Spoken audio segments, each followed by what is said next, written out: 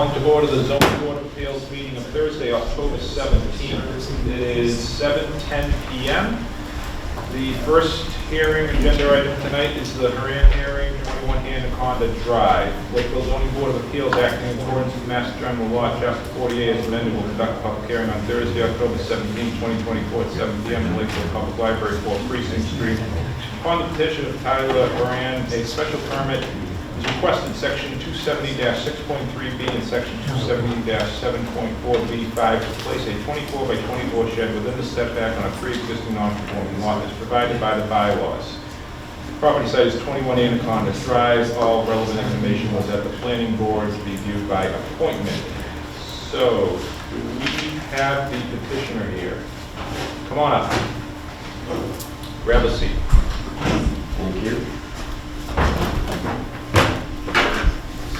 So, let me read one memo into the record and tell us what you're doing. We have a memo from the Board of Health dated October 9th. The Board of Health has received the petition for hearing on 21 Anaconda Drive as long as the proposed shed will not have any water or sewer connections and not be used as a dwelling, and is at least 10 feet away from the leaching field, and the Board of Health has no objections to the proposed shed. The applicant should take care to ensure that no heavy equipment is driven over the leaching field during the construction. If you have any further questions, feel free to contact the office. Okay, I'm assuming you're Tyler. Yep. So, seems pretty self-explanatory, but why don't you just tell us what you're doing, why you're doing it, and we'll jump from there. 21 Anaconda's on a corner lot, and due to that, I don't have technically like a right side, I guess you'd call it. So, on the setbacks, I need to be 40 feet from the street. And on one side of my property, it's gonna be too close to one of my neighbor's houses. On the other side, it's on the corner on the street, so I need to be 40 feet back. And when I laid out where the shed would go, only one of the corners is gonna be outside of the boundaries. I think it was by 5 to 10 feet maybe in one of the corners. So, yeah, I was just looking to put a shed there so I could fit some of my lawnmowers and tools in there. Okay. Anyone on the board have any questions or comments?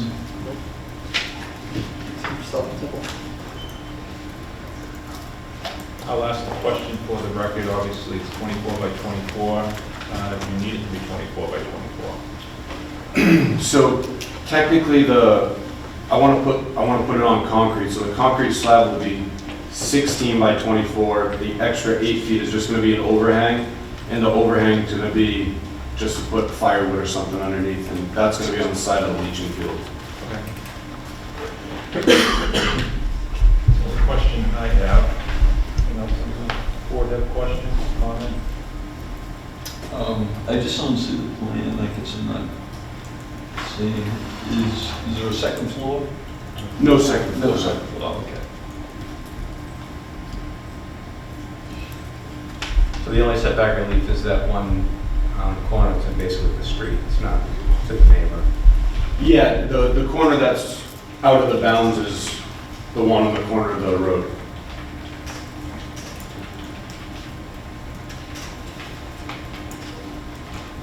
Down this side. Any comments from the public?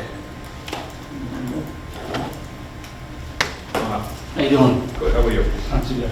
My name's Alan Frawley. I actually live at 719 Plymouth Street, Middleborough. But my parents, Albert and Linda, they live next to Mr. Haran. Have lived there for the past 43 years, and they're opposed to this because they think it's going to be for a contractor bay, basically. 24 by 24 is not a shed, it's a contractor bay. 8 by 10 is a shed. Nothing against Mr. Haran, he seems like a very nice guy. I checked up on him to see what was going on and stuff like that. Nothing but, nice things. But Anaconda Drive, I don't know who's ever been on Anaconda Drive, because if you don't live there, there's no reason in the world to be there. It doesn't go anywhere, it's not a shortcut, it's not a cut through, it's nothing. It's only there for houses and families. It's a residential zone, and this is a contractor bay. There's no other way around it. You need a 24 by 24 foot shed for your mini excavator, which is parked on his property on a trailer and a pickup truck. That's what's gonna go in there. It's not shrub shears or anything like that. There's gonna be a contractor bay in a residential neighborhood on a street that's been residential since its inception. My parents, like I said, have lived there for 43 years. I grew up there, I used to mow the guy's lawn. I used to shovel the driveway. There's a couple of things about accessory to permitted use. It's not an accessory to a permitted use, it's a contractor bay. In section B, it says, the ZBA shall additionally make a finding that the accessory building or structure shall not be substantially more detrimental to the neighborhood than the existing nonconformity. There's no problem at all with the existing nonconformity. So any structure is going to be more detrimental to the neighborhood, especially if it's a contractor bay. It sounds like, and I don't know if he's asked for it or if he will ask for it, but it sounds like this is going to be the basis for his business. He's got a construction supervisor's license. I don't know what you do for work, but I'm assuming it's some type of construction. If it was a home occupancy, he wouldn't be allowed to build a garage because he's running his business out of the home. So this is kind of like getting the cart before the horse. Under general provisions, special permits shall only be issued for uses, buildings, and structures which are in harmony with the general purpose and intent of this bylaw and are subject to its general specific provisions. Again, it's a residential neighborhood. Like I said, I don't know if you've ever been on Anaconda Drive, but there's no reason in the world to be on there unless you live there. So how can a contractor bay be in harmony with the residential use?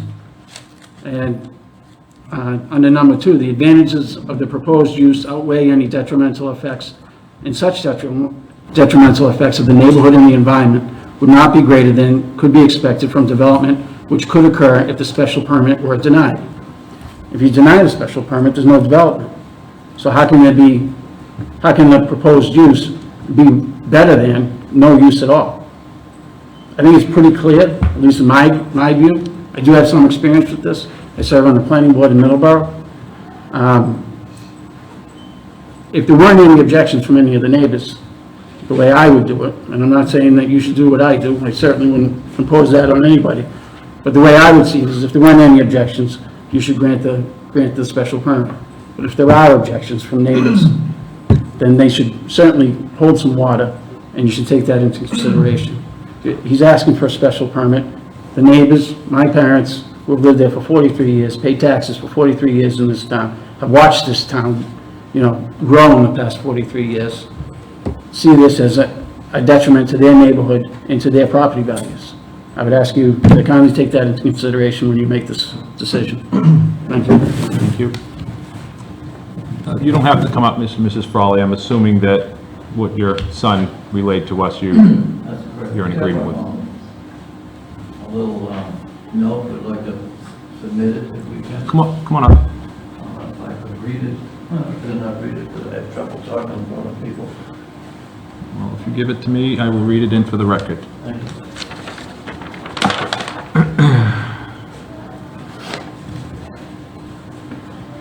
Letter from one of the abutters. Good evening, neighbors. Good evening, zoning board members. My name is Linda Frawley. My husband Albert and I have lived at 19 Anaconda Drive in the Pond Acres neighborhood. We have lived there for 43 years and raised our 3 sons there, one of whom, Alan, is here with us tonight. Growing up, our sons and their friends played in the streets and cut through the woods and yards of the neighbors, and we're always safe. We enjoy seeing new young families move in, hope they can have the same experience. There is a new young family directly across the street from Mr. Horan. They moved here from Swansea and told me they came here because Lakeville is nicer. Their exact words, Anaconda Drive is a small side street that you can ride a bike on with no worry, which we've done many times with our grandchildren. Sometimes when you're sitting in our family room, I've noticed it's been a while since a car has even driven by. It's a quiet residential neighborhood, that's why we live here. As next door neighbors to Mr. Horan, we are concerned that a 24 by 24 foot structure is much more than a shed. There are good reasons why towns have guidelines, rules, and restrictions. We also think this very big structure would have a major negative and costly effect on our property value as well as to our peace and quiet enjoyment. We also believe that such a structure as is being proposed will be used to house big equipment, which we've seen many times before on the property, and it is appropriate and is inappropriate in this quiet residential neighborhood. Thank you for your time tonight. Do we have any other comments from any other neighbors, butters, public? Come on up, ma'am. My name is Marcia Violante. I live across the street.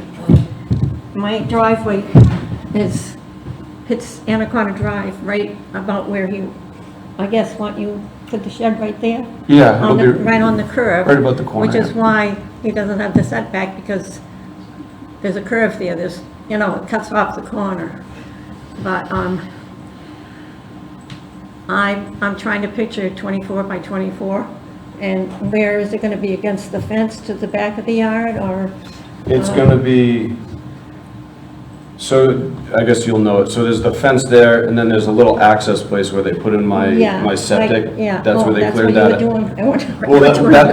that's where they cleared it out, so that's yeah. where I've just used Yeah. as extra parking. Yeah, But, right in that area there, it's still, the corner's still gonna be 30 feet off the street. yeah.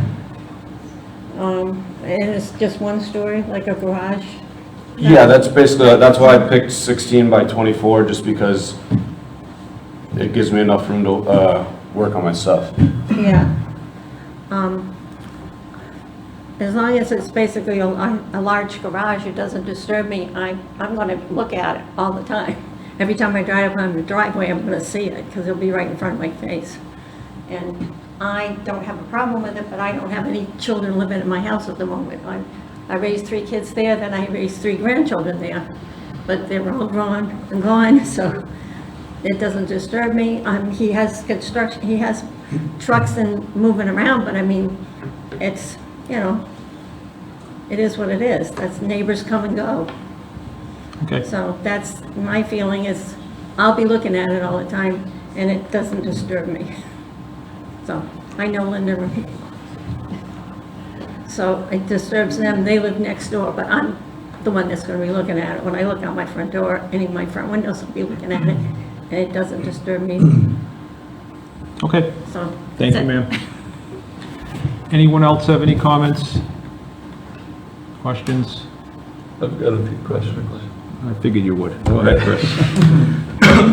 Are there any architectural drawings accompanied with this? I thought there was some submitted. Do we have architecture? I don't have any. Excuse me. Yeah, I think. Yeah, we don't have anything for the building itself. Yeah, so I have no idea what this looks like.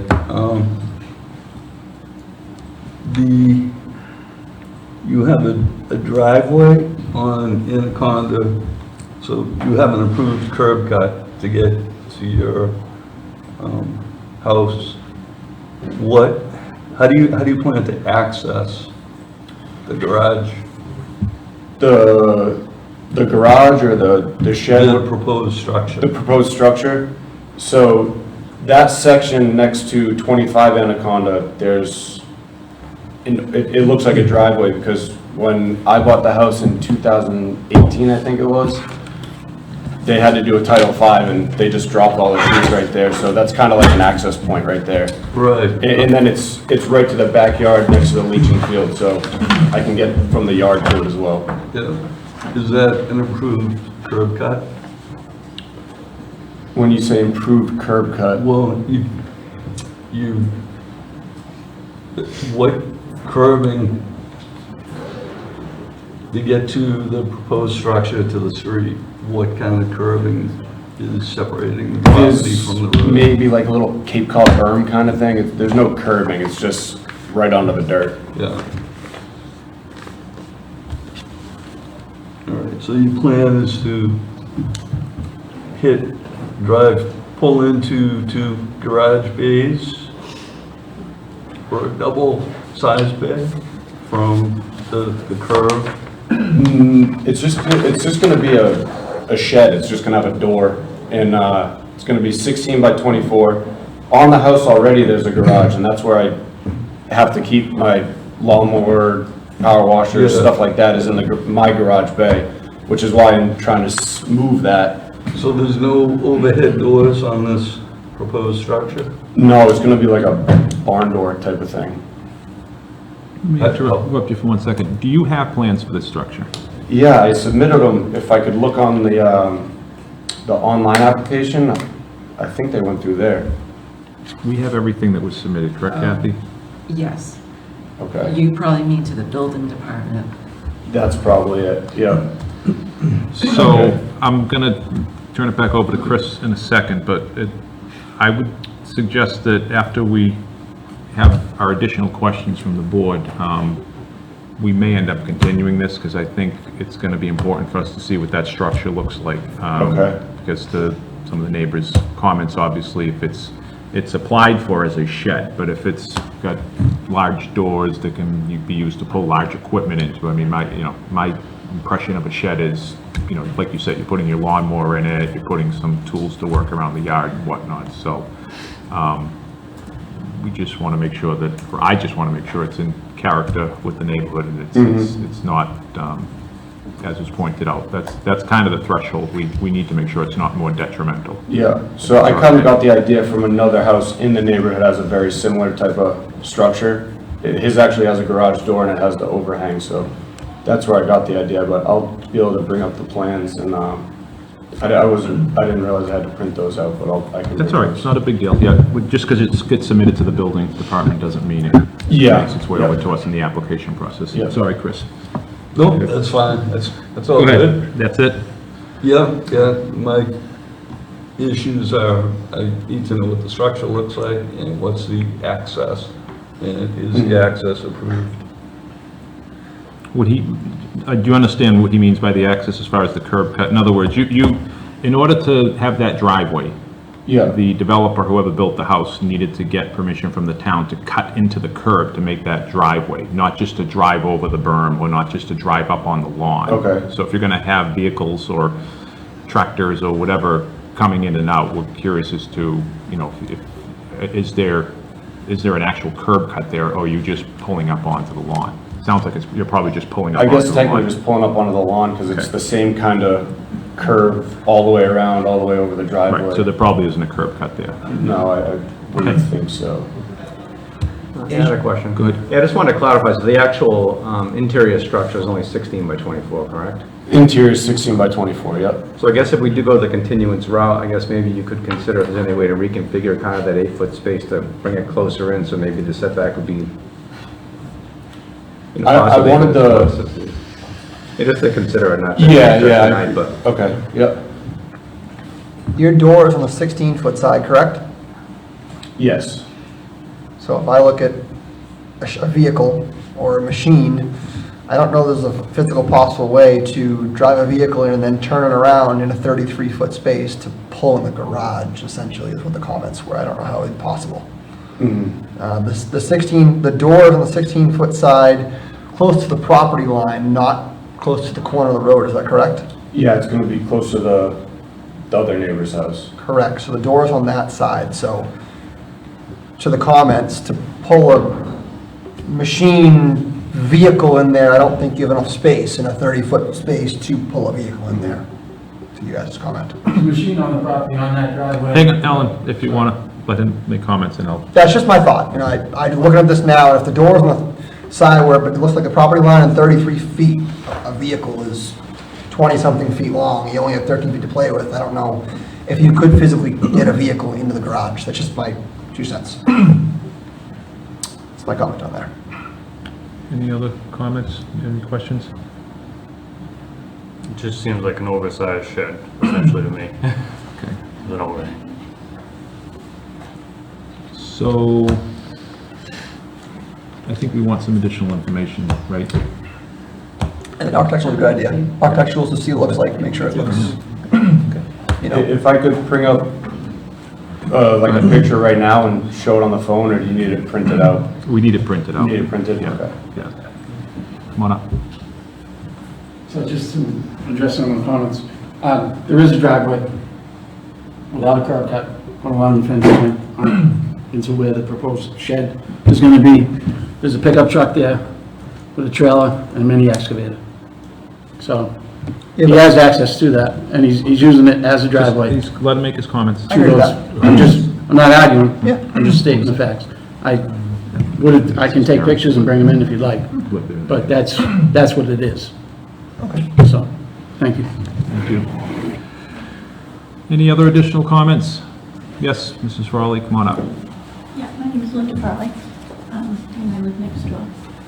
And we've never had a problem, but we are real concerned that there's a possibility, we think, that this could turn into a business. I'm not sure if that's, what's on the back of your shirt is your business. Yeah, this is it, yeah. But we're fearful that he turned into a business, and this is a residential area with young families, more young families moving in, and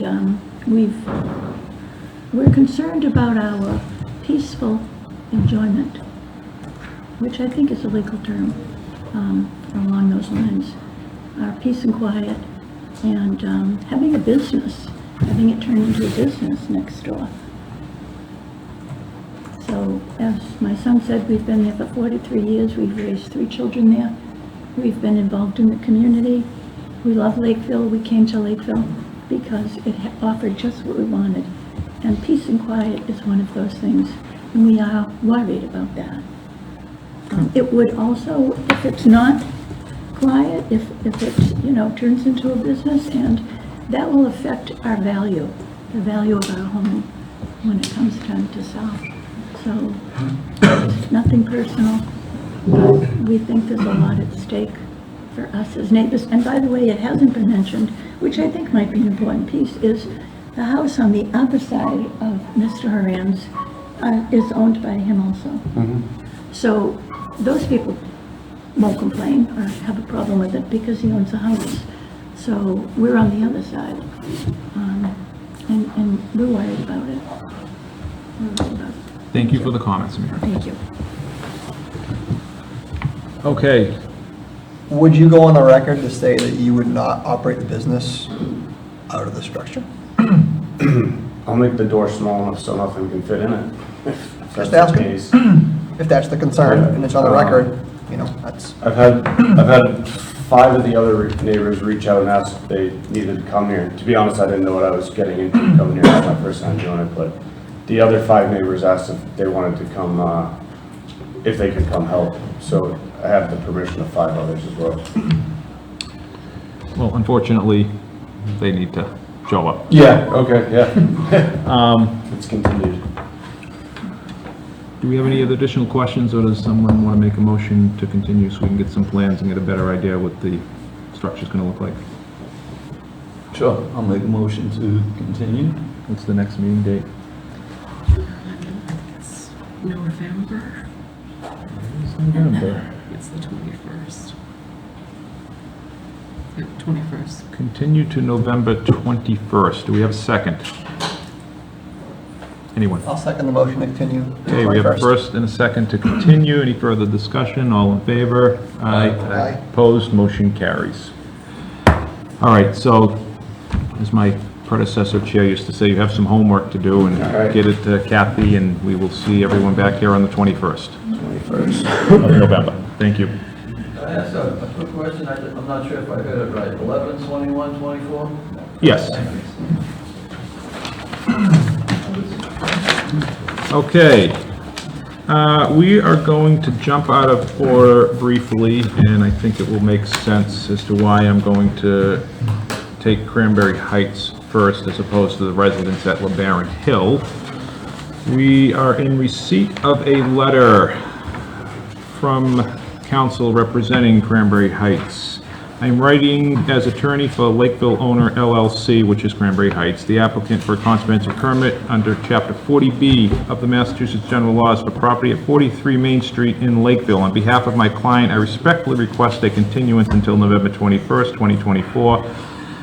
under 760 CMR 56.053 to continue the public hearing process for the Cranberry Heights 40B application. Is our understanding the board's peer review consultant, Environmental Partners, has not completed its review of the project, and as such, it will be more productive to wait until the review is completed. By requesting this continuance, Lakeville Owner LLC agrees and stipulates that such extension shall not form the basis of any claim that the ZBA has unduly delayed the public hearing, or that the comprehensive permit being applied has been constructively granted under any legal theory. We look forward to continuing the public hearing process with the Zoning Board of Appeals on November 21st. Do we have a motion to continue to November 21st? Mr. Chairman? Yes. If I may, just because the applicant's attorney is here, are they also extending the 180 days by 30 extra days?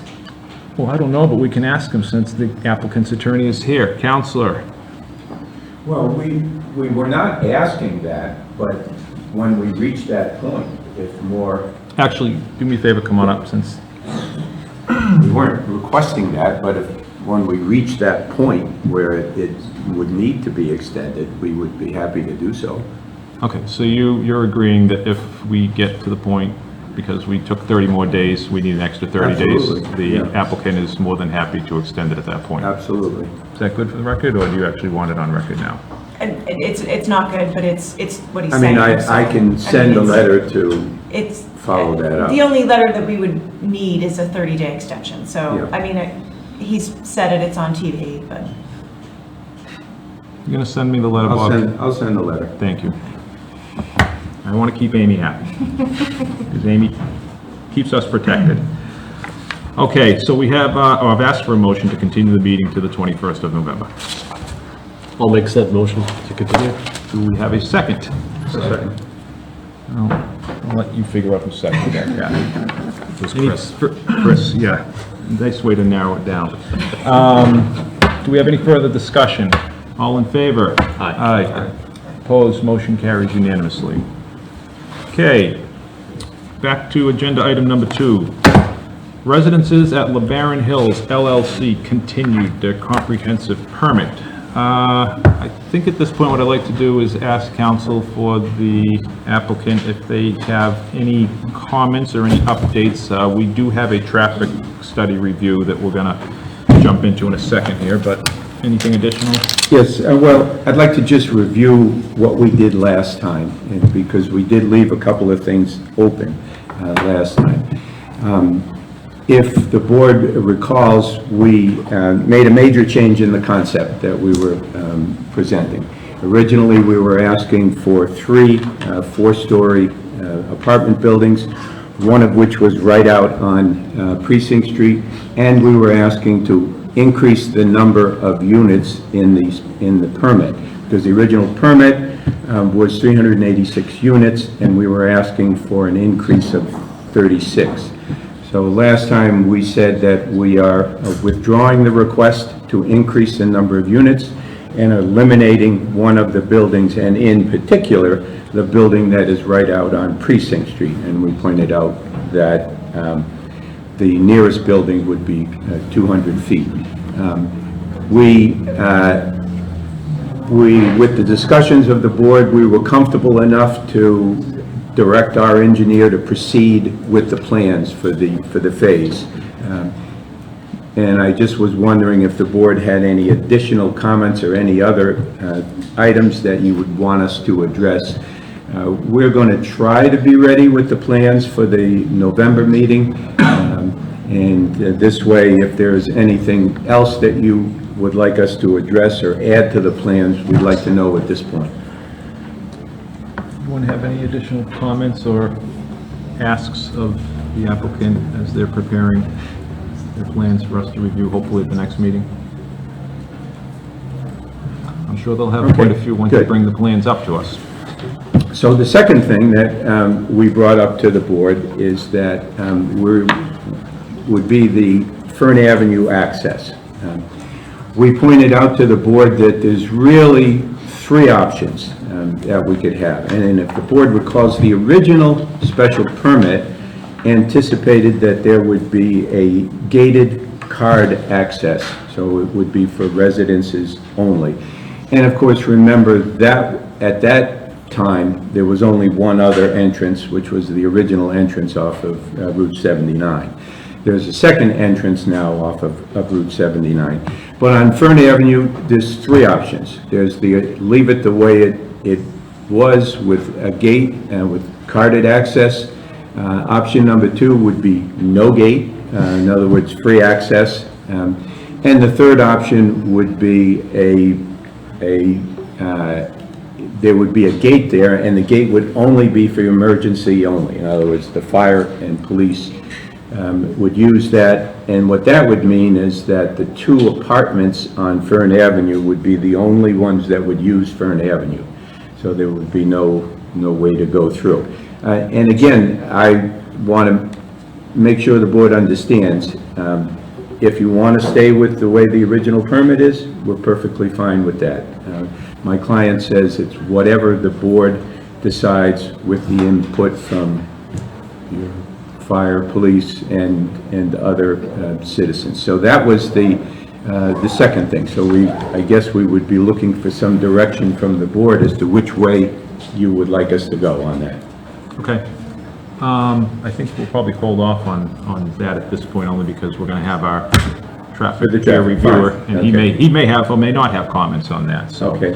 And one other small thing before we get to the traffic is, I believe that the board received a letter from a resident in regard to DEP approval of the connection to the septic treatment plant.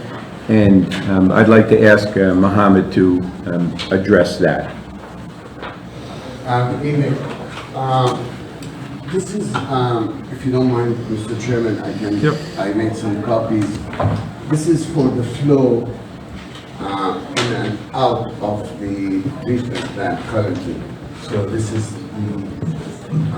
over I'm not sure if I'm going to have enough copies. If you're going to share. On the screen. Share. I need one because Kathy's going to keep one. So the treatment plant was designed for, I might have enough copies, so I don't know if any of the audience members will bring that. You want to give one to Amy? She'll have one for herself. Thank you, Mohammed.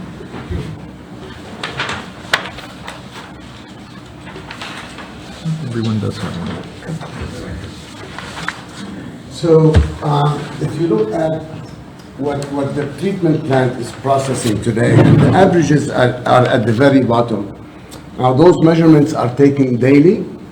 So your daily average is running between 19,000 and 15,000 gallons per day. The treatment plant, and this is with 277 units already occupied. So the average use per unit is now running at 70 gallons per day. The treatment plant was designed for 66,000 gallons per day. DEP would like those plants not to use more than 80% of its capacity. So they want to keep 20% for reserve, treatment. So as you see, there's adequate processing power for the plant, which basically you can add, which we're not proposing that. You can add 500 more units at the 70 gallons per day and still meet DEP approval for the plant. Now, if the board approves what we're proposing, we have to go back to DEP to allow us to tie into the treatment plant. If DEP said no, we have adequate space, and we did some perk tests ourselves.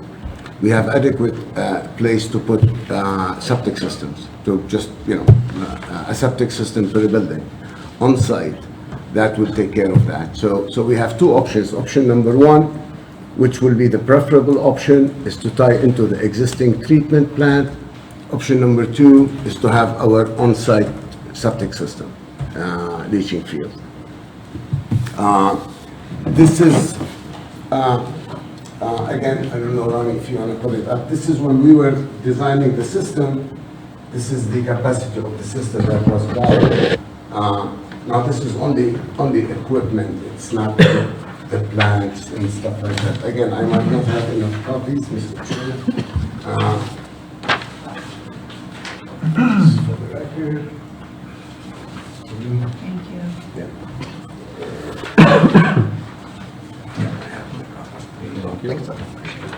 So, you can see the system that we got is 66,000 gallons per day. Now, before we came in, there's already an existing 18,000 gallons per day system. So even though we added the 66,000 gallons per day, we kept the old 18,000 gallons per day system. It's now mothballed, it's not operating, but it is, we run it once a week just to make sure that all the pumps and everything is still working in it. So technically, we can add to the 66,000 gallons another 18,000 gallons. We're not proposing that because the treatment that we have, the new treatment plant that we installed, already has the capacity to handle the extra 72 units that we're proposing. Again, we have to go to the EP, and then the EP might say yes or no. And then if they say no, then we will have to put our own leaching field. Right. Well, I appreciate the explanation. Obviously, the question was asked, but I am going to just confirm for the record what you just stated, which, and this all makes sense to me, but at the end of the day, Amy, correct me if I'm wrong, DEP doesn't sign off. He's not getting any occupancy permits, correct? Correct.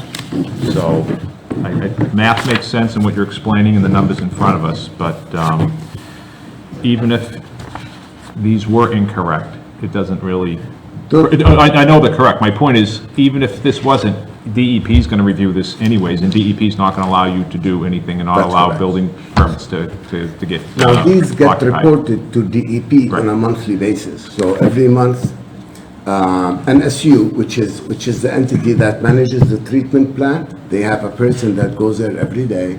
They take water samples, make sure that the plant is working properly.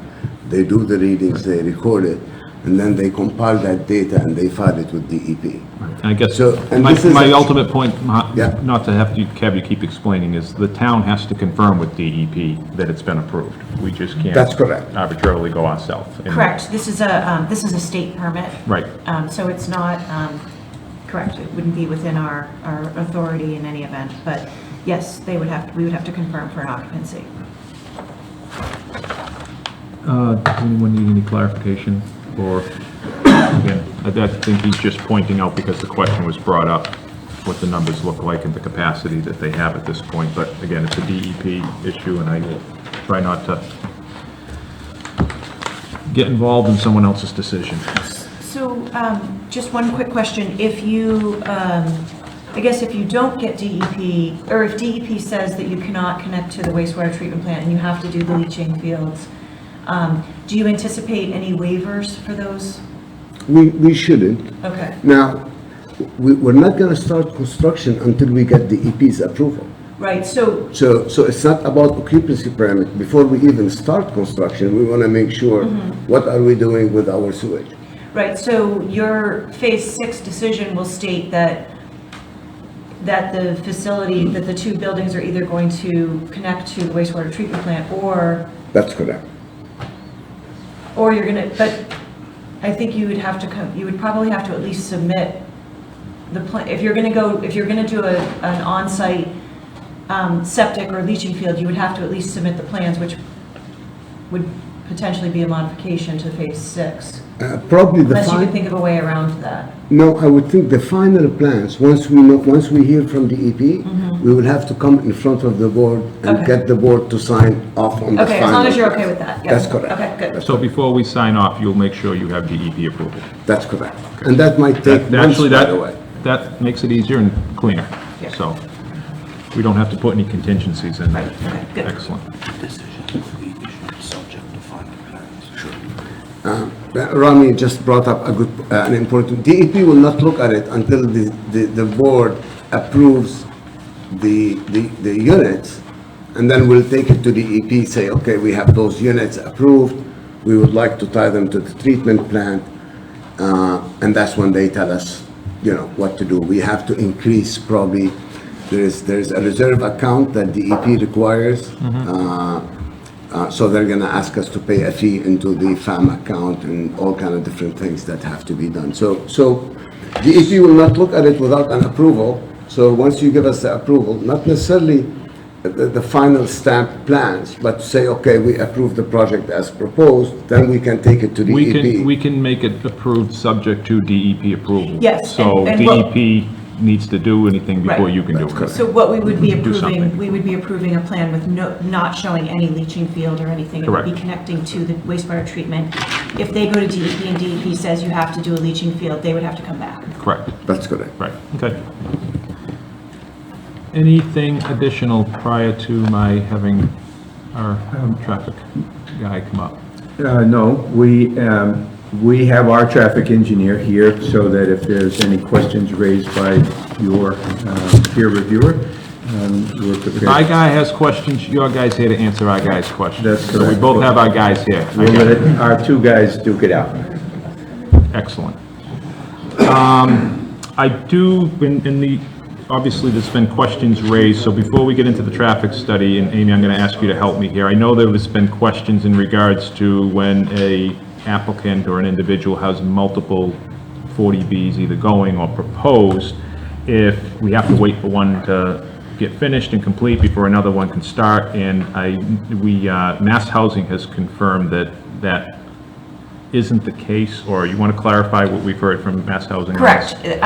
An applicant can, if an applicant has a comprehensive permit that's been approved by this board, but has not been finally approved by the subsidizing agency, which would be Mass Housing, they still have the ability to apply for another comprehensive permit on another property or even another phase. There doesn't even seem to be a limit as to how many applications an applicant can have going. So we did check with Mass Housing on that, and they did confirm that, so. Okay. Thank you very much. So at this point, I'm going to have, like, 1 second before I bring up the traffic. Do we have any public comment on what was just literally discussed, not on anything else, to address any of the items that were just discussed? So come on up, John. I just want to, if it has to do with what we just talked about. John Gregory from Artillery Road. I was at Ron's death. I had him ask him to pull the Laverne plans for the community septic system. So I did that, public information. They confirmed to me that they've not seen anything from the developer about phase 6. So my question is, I think you just answered already, that once the developer does the engineering, then you can take that engineered detail and submit the application to DEP, right? That's correct. Correct. So that's not been done yet, right? Correct. Okay. So I attended a homeowners association meeting that you mentioned at your last meeting. Very informative.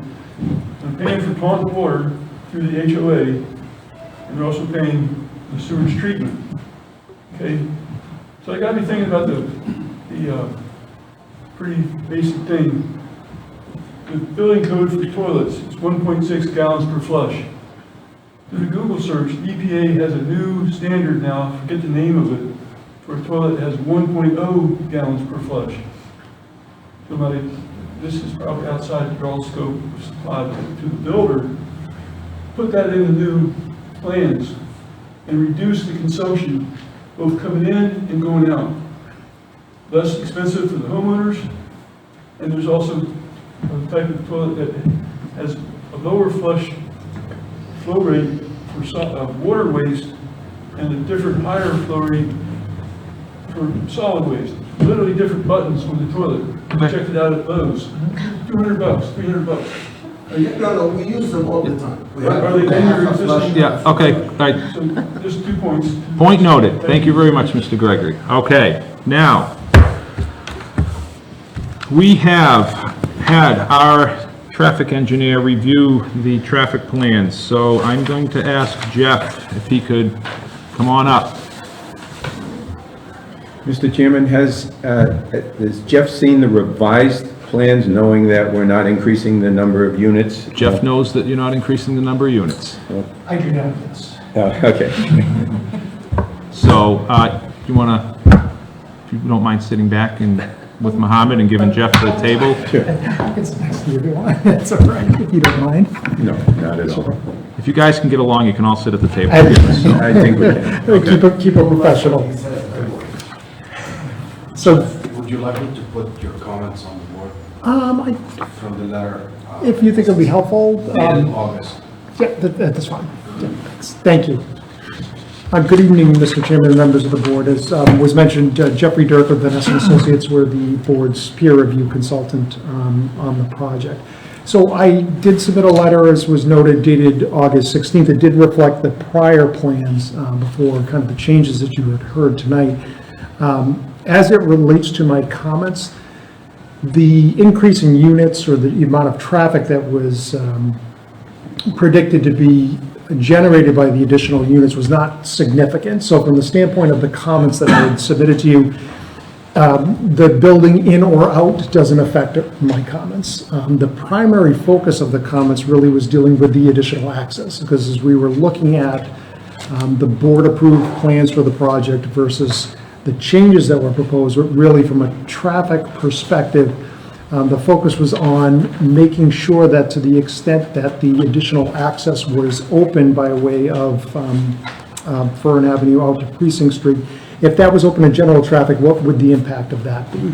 And in looking at the analysis that was undertaken as a part of the modification, the November traffic study that was done in 2022, there wasn't a lot of focus on that access with regards to really looking at the safety of that access, so sight lines, speed of traffic approaching the access. So as you look through the comments that we have provided, our comments really focus on that access point.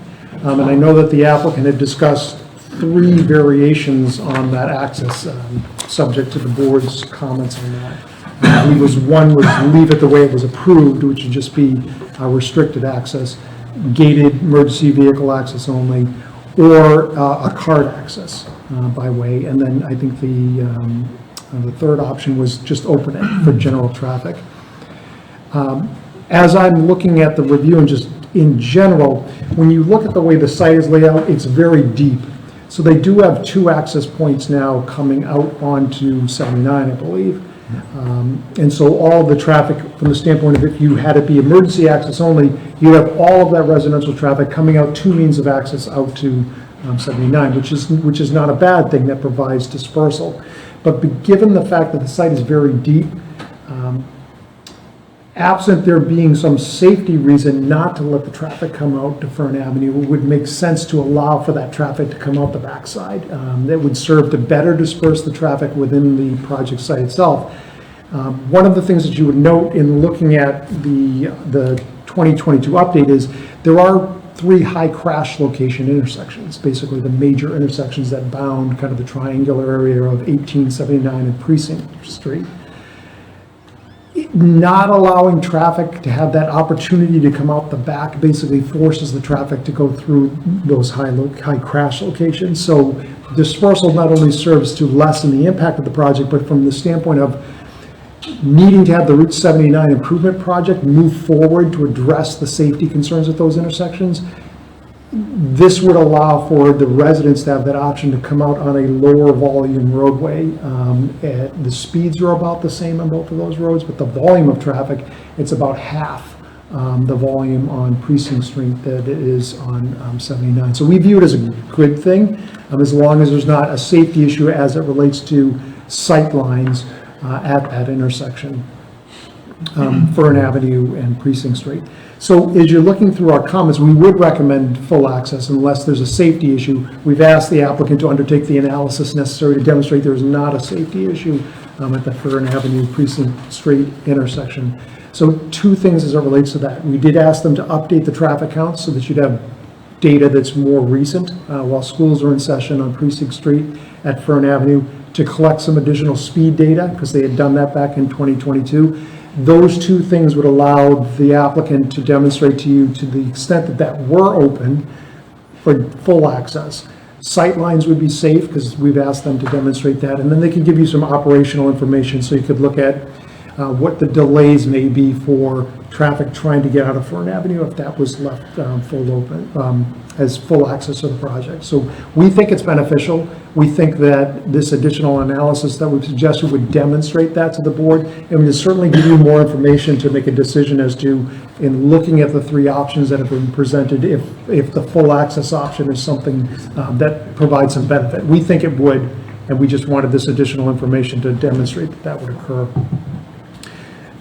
In looking at the existing access points and going back to the recommendations from the 2022 study, one of the things that we did ask them to do is at the Route 79 LeBaron Boulevard entrance, they have a very nice signature entrance by way of that driveway coming into the site. There was some discussion in the traffic study about sight lines at that intersection. What we wanted the applicant to look at that location was to make sure that the nice stone walls that are built there, that they're not in the site triangles. Okay, we have two high crash locations along Route 79. A quick look at that driveway may indicate that some features may be within the site triangle areas. It was recommended in the traffic study that that not be the case. So we just want them to verify that the sight lines are appropriate at that intersection. So we asked them to go back and take a look at that. Lastly, we did ask that and they may be doing this anyways, but that consideration be given to implementing a transportation demand management program. I think the prior speaker from the public that you had up here was mentioning a homeowners association. That's a perfect opportunity if there's a homeowners association to let residents know about available public transportation opportunities. The site's not served by public transportation, but we look at this more as a regional goal of reducing traffic in the region. So there is a commuter rail service in the area, and that will be expanded when South Coast Rail comes in. And it's really about letting residents know where is the closest service. If you're local, you know that, but if you're just moving into the area, this is a good opportunity to let the residents know what's available for public transportation services, as well as services that are offered by the town through the Council on Aging. So it's just information that can be given to new residents, and I think it's a benefit for the community. It's also a benefit for the residents of the project. So that is the summary of my comments as they relate to the transportation study. We do have some comments as they relate to the site plans. They may or may not, since they're eliminating the new building, some of these may or may not apply. I would just suggest that the site engineer kind of review these. It's really just making sure that the circulation works within the site, and I think it's consistent with comments I had provided before. But looking to make sure the fire trucks can circulate within the site. Moving trucks are considered in terms of where they're going to park. The only new item I would mention as it relates to the site plan deals with really school bus access. So I know there were some questions about, the benefits of if a school bus would come into the project and pick up, let's say, along Fern Avenue rather than picking up off of Precinct Street. We do think it would be a benefit if the school bus could come into the site, but I would also say if the school department is going to consider that would also be a reason of they're not going to want to come in if there's a gate, or if they have to turn around the bus. So through traffic and not having a gate there and having it open to general traffic might be more conducive to the school department saying they'd be amenable to providing school bus service, but they would not want to come into the site if there's a gate or some type of restriction, because they may get stuck in there, and that's not something that they would want to do. If school bus service cannot be provided into the site, then Fern Avenue should have a sidewalk put along at least one side of it, or the applicant should look at constructing some kind of a pathway so that if the school bus is picking up out on Precinct Street, especially for the buildings that are close to there, the children have a separate facility to walk on, and then as they get out to Precinct Street, you just have a widened section of sidewalk so that the kids aren't standing right up against the edge of the travel way. It just gives some more room. So if the school bus won't come into the site, the sidewalk or some type of pedestrian accommodation should be provided for school children. So I believe that is it. As you can hear from my comments, they would still apply even if the buildings weren't, or the number of units weren't changing or is not changing, as the applicant has said. So happy to answer any questions you have now, or any questions at this point? No. Amy, any? The only question I have is, do school buses go into the existing development? They do. Yeah, okay. So that would would make sense not to have a gate, yeah.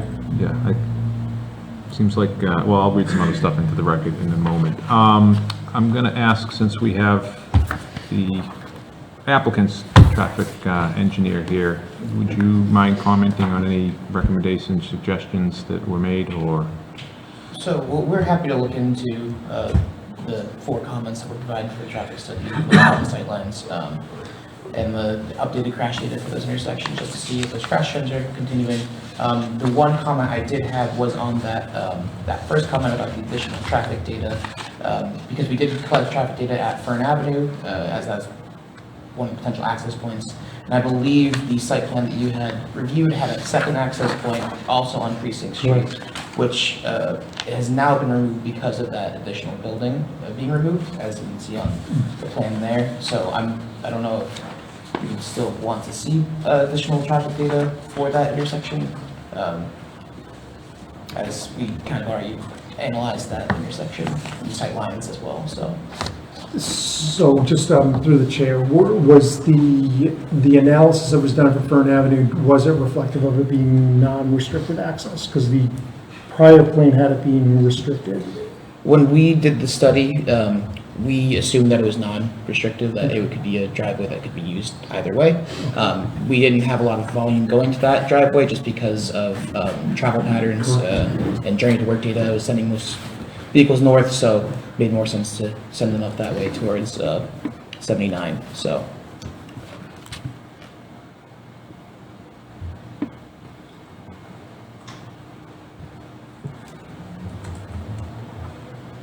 So it may not be necessary if the assumption was that the access would be open fully and that you accounted for some of the through traffic happening. Yep. And the sight lines, so the Precinct Street at Fern Avenue driveway, that's the Fern Avenue, that's Fern Avenue intersection. Yes.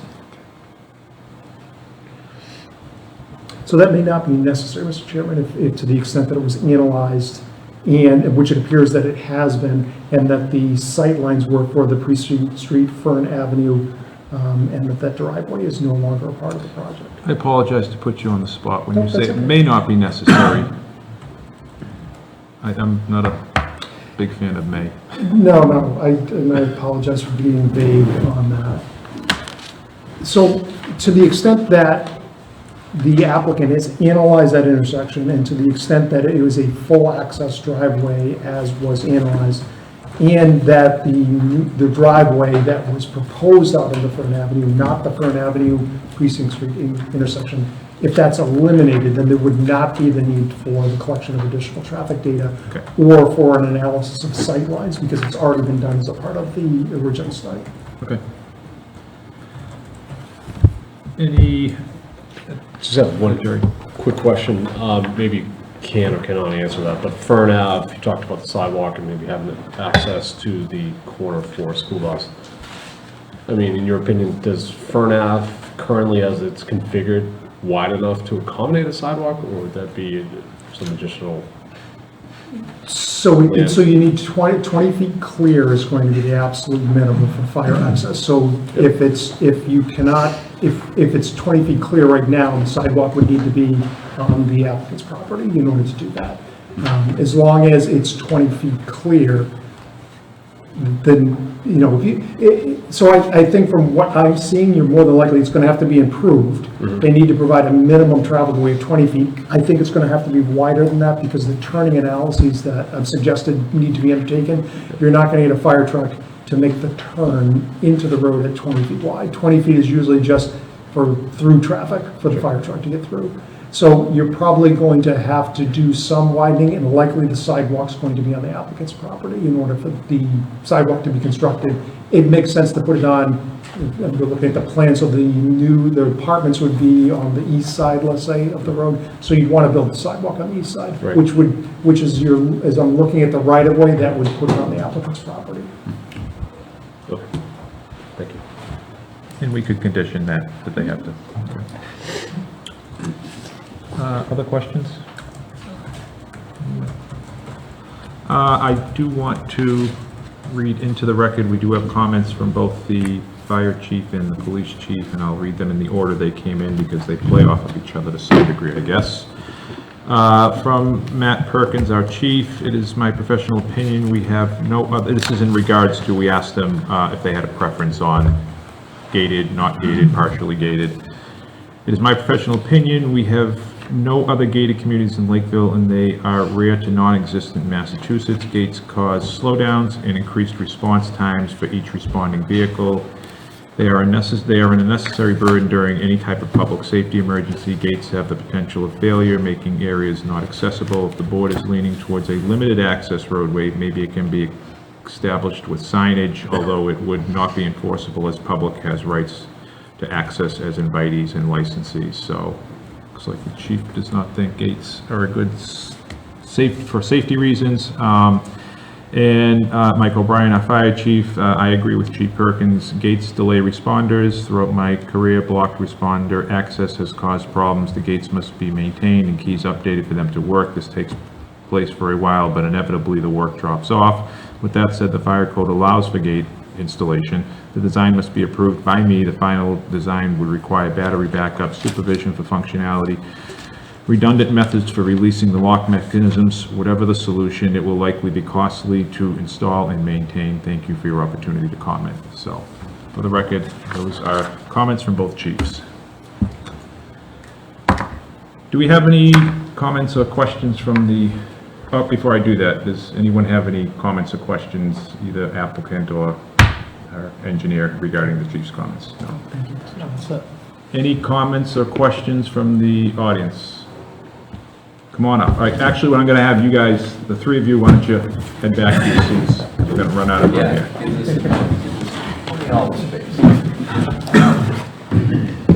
My name's Steve Jenks. I live at 70 LeBaron, Unit 12. Regarding the gates that you were just talking about, from a resident's point of view, we would have, I'm assuming, the HOAs, of which there are many, not just one, would have to pick up the cost of maintaining those gates. Who would administer handing out the card keys and getting them from the people who move out and replacing them that are lost and yada, yada, yada. So I just can't imagine that a gate is a good idea from what the city has said. From an administrative standpoint, it would be a nightmare for somebody. It would be a nightmare for somebody, and it would probably fall on the residents. They would elect you to be the guy, the gatekeeper. I, for one, say nay. The other thing that I would like to suggest is that the applicant contact the school and find out what they want to do with regard, because the question was asked, do the buses come in now? And the answer is yes, sort of. The kids have to walk up to the intersection of Country Club and LeBaron. And so they're coming a long way. If they're way back, as somebody said, that it's a very deep area. If there was a bus who came in from the other way, then they could draw from each end and be a lot less travel. But what does the bus do if they come in on Fern? Do they have to go all the way in and take a circuitous route through the community and then back out? Is there a place where they could possibly just turn around? I think your comment is 100% a good one, and we will reach out to the schools and the buses and find out what their plan would be and have them integrate that with that's my suggestion, that you find out. It's a good suggestion. Okay. We're on it. That's all I have. Okay, thank you very much. Anyone else in the audience have any questions, comments? Come on up. Catherine Walker, 2 Ironwood Lane. Just wanted to make a comment that since all of the traffic studies have been done, the front part of the neighborhood, the old duplexes, have installed speed bumps. And so that has likely changed the traffic patterns in the neighborhood significantly. And I know that what's the phase number? The cottages are also looking at installing speed bumps on Country Club, because now more traffic is on Country Club because people don't want to go out LeBaron. So just that might need to be kind of integrated into the traffic analysis of the whole neighborhood, because more people are going to be going out Fern, especially if both Country Club and LeBaron have speed bumps, because people don't want to go over the speed bumps.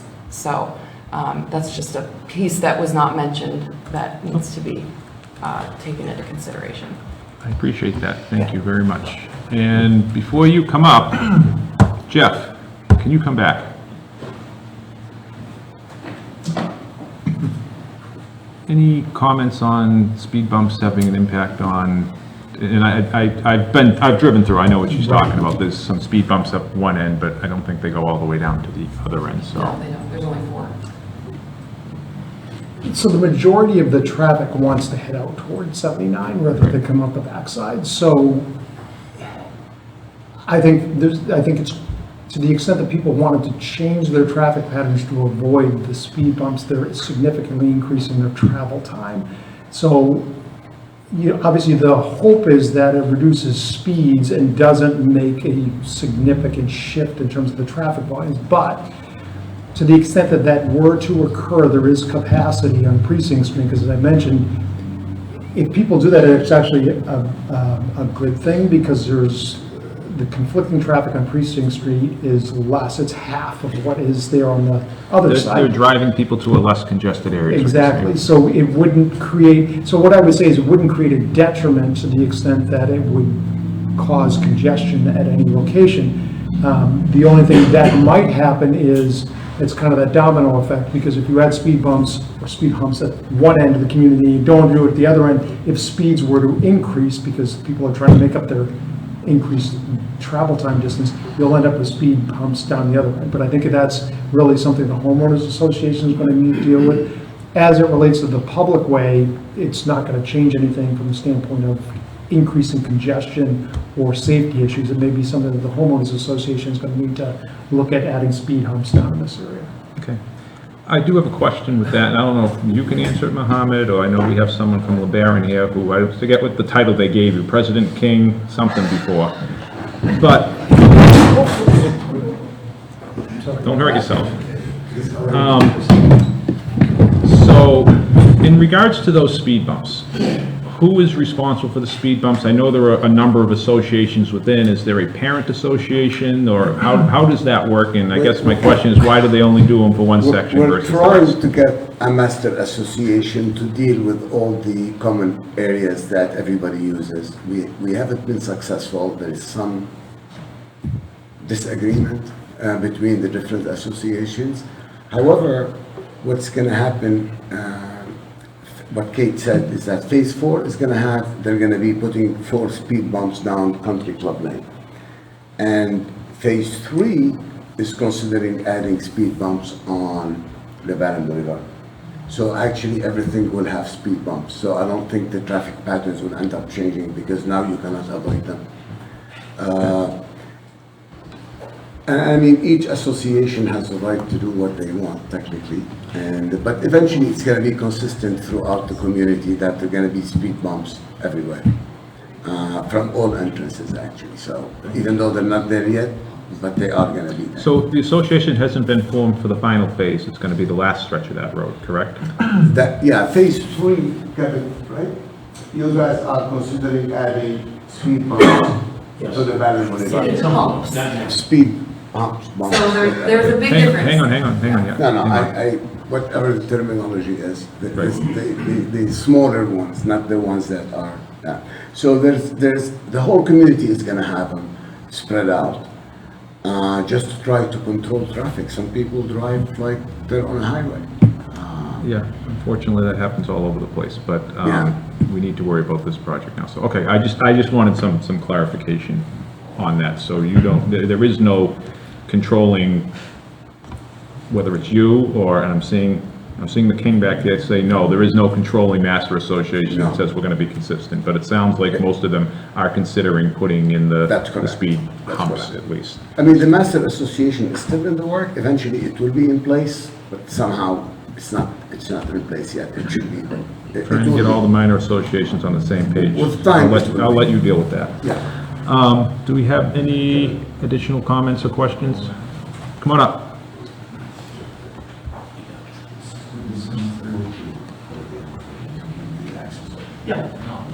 Can I ask a quick, unrelated question, real quick? Yeah, hang on one second, sir. Associations, how many are there? Just out of curiosity.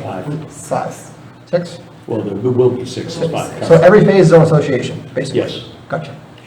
Kevin McMenemy, I live at 6 Ironwood Lane, and I am the chairman of our HOA, which is the homes. 2 things. We did do a survey at our last annual meeting, and the survey, the basic conclusion was that 35 of the homeowners chose to have open access on Fern. And then there were 11 that chose gated. So the preference is to go open. So just for a comment to that end. Now, as far as the speed bumps are concerned, what happened was, I wish there was a master association because that became just a total mess. And with the phases, what we thought were agreeing on putting on those speed bumps, the 4 of them on the phase 1, which is the residences working our way out of the development, the original development, so to speak. And when we were discussing putting in the speed bumps, they were supposed to be 2-inch speed bumps. And I learned this through dealing with Stanley Paving, the owner of Stanley, Dick Stanley. He's the one that told me about it. What was supposed to happen when they were going to install the speed bumps is that I was going to get a call. We were going to go over and talk about placement, the size of the humps, and so on. What happened was they just, one day I got a call, I'm up in New Hampshire, hey, they're here, they're ready to install the bumps, they're putting them in. So there was no way for anybody to do anything, no way to notify the community. So we all kind of looked like we didn't know what we were doing. The problem with it was once they went to install them, Dick Stanley was telling them 2-inch, and the issue became low riding cars. And the person that was dealing with the paving company, when he installed the first one, the first thing he did was, you got to raise that another inch. And so what has happened is they raised them up to over 3 inches, and they're unreasonable. And as part of my problem in my HOA, I have 2 homeowners that can't use that roadway anymore because they have 2 Corvettes and they can't get over those speed humps. They're too high. So that's the issue that we're dealing with, is the height of the bumps. You know, as Dick Stanley said to me, you could make it 3-inch, or and he fought with this individual to keep them at 2. He says, once you paint them, people identify speed bump and they slow down. It's pretty, pretty commonsensical.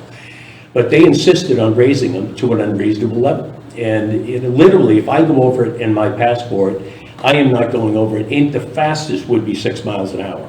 So it just, the proximity where they put them, and to Kate's point, what's happened is the traffic is now moving out Country Club Lane, and that's more of a dangerous entryway than the other. I mean, it's just like cars come speeding over 79, whether you're looking left or right, your head's on a pivot, making sure that your car's coming down over the hill or they're coming around the corner from the other side. I met with the cottages, and they have agreed with my peer over there that they would put them at 2 inches, and they understood our issue. So we're good there. I feel comfortable about it. As far as speed bumps and the rest of the LeBaron, I put them on hold because I've got so many complaints over them because people just personally don't want them. And I want to see what happens after we know what phase 1 is done. What phase 4 does will kind of give us the idea of what we need to do. I think it will. I mean, if you Google map something from here, from the library back to where I live, it's going to take you by way of Fern Ave. My concern is that the issue, people follow Google Maps now, and they just do it. So I just think there's going to be increased traffic, but I'd rather put it on hold until we see what actually happens. So that's basically all I can offer on the speed bumps and the gated community, but I hope that helps. Thank you. Yep. Any other comments from audience members? When they installed those, Katie and I did some Googling, and what we found was, I found an article that said that Boston proper is installing 5,000 speed humps throughout the city, but their design is that they're 12 feet in length.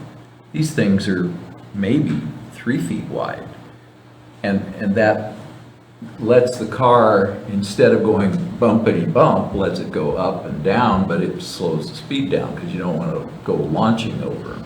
So the speed humps that they're building in Boston are 12 feet in length and taper from 0 to a height of 3 inches and back down. If these went to 3 inches and were 12 feet in length, wouldn't be an issue. But, and in fact, I think it's 12 feet both ways from the center, isn't it? No, 12 total? Yeah. Anyway, all you have to do is some research, and there's tons of actual engineering design for what these things are supposed to look like. And Well, we can all go home and Google speed bumps and yeah, figure it all out. Go so. down that rabbit hole. Excellent. Anyway, thank God they've said that they'll drop them down to 2 inches. That's good. Do we have any other comments from the board?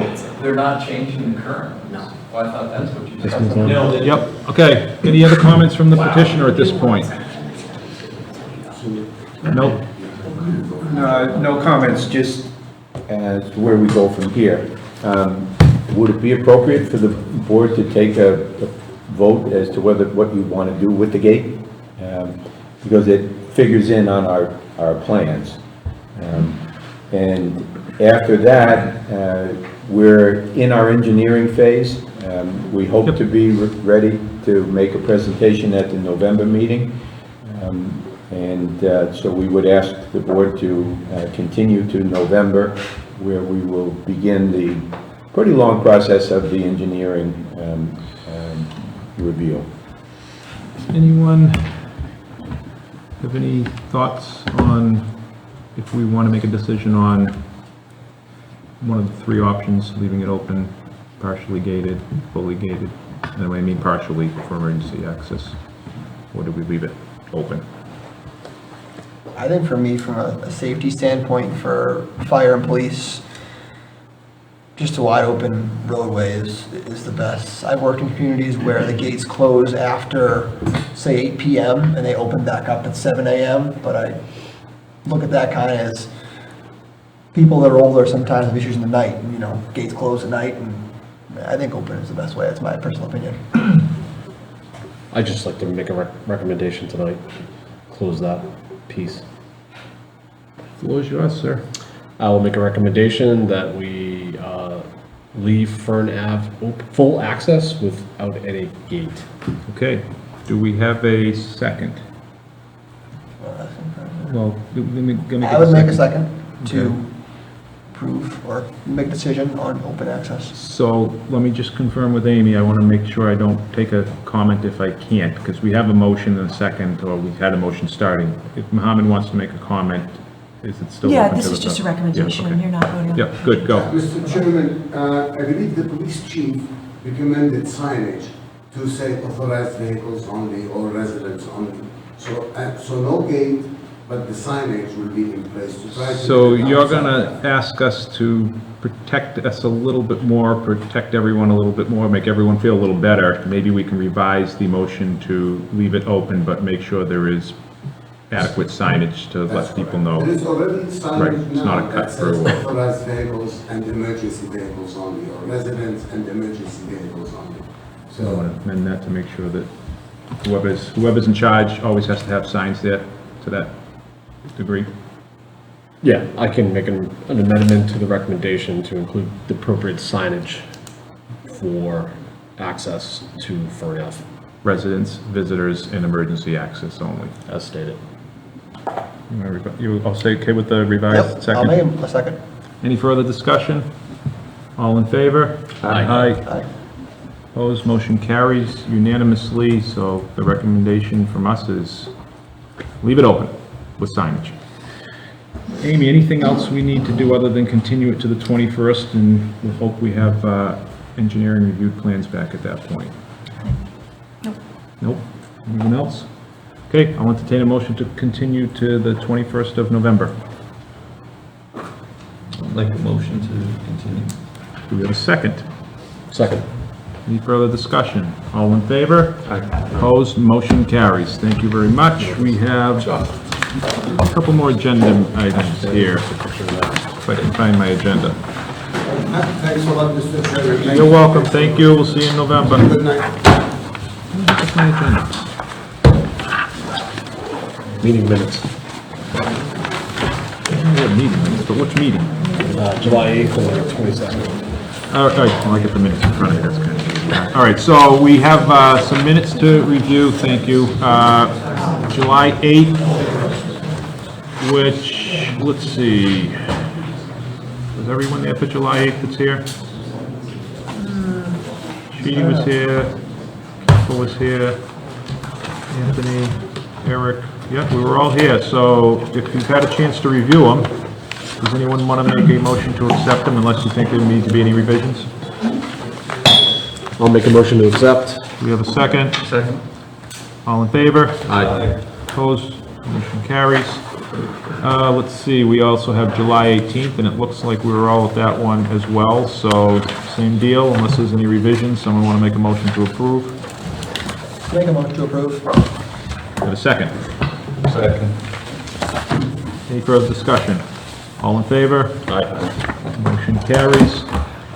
We do have one housekeeping item before we adjourn. We actually do not have a vice clerk. We have a clerk, and he's sitting to my right, but we don't have a vice clerk, so in the event that he is not available, sometimes we need folks to sign off on stuff, so. I'm in trouble for...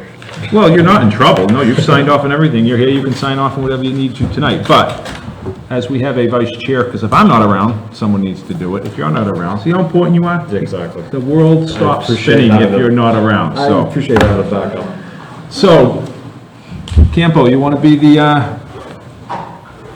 vice clerk? Yeah, sure. Okay, I'll make a motion to make Campo the vice clerk. okay, motion on the floor to make Chris Campo the vice clerk. Do we have I a would second that motion. People are real interested in motion and second, and they're volunteering someone else. So, any further discussion? I feel like Chris didn't have a lot of choice. You like how I spoke, don't you? That was slick. All right, all in favor? He was getting his bag together, he wasn't even paying. That's the guy you go after all the time, the one who's not paying attention. It's not anyone stepping forward, it's everyone else stepping back, how you get the people to volunteer. I think you'll be a great fit. Okay, so everyone in favor? Aye. Opposed? Motion carries unanimously. Next meeting, November 21st at the Lakeville Public Library. I will entertain a motion to adjourn. Said motion. Anybody gonna second that one, or are we gonna stay here all night? All you, Eric. Okay, all in favor? Aye. Aye. Opposed? Motion carries unanimously. Thank you.